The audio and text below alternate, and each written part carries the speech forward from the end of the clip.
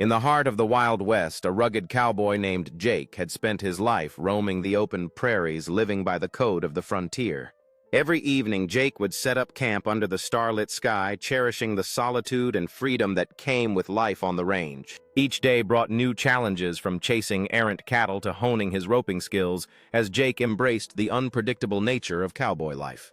Jake knew that honor was everything in the Wild West, and sometimes it meant facing down rivals in legendary showdowns that would be talked about for generations. After a long day on the trail, Jake would often find himself in the saloon, where camaraderie and competition mingled over cards and stories shared among fellow cowboys. As day turned to night, Jake reflected on his life, realizing that every sunrise brought new adventures, and every sunset reminded him of the beauty of freedom.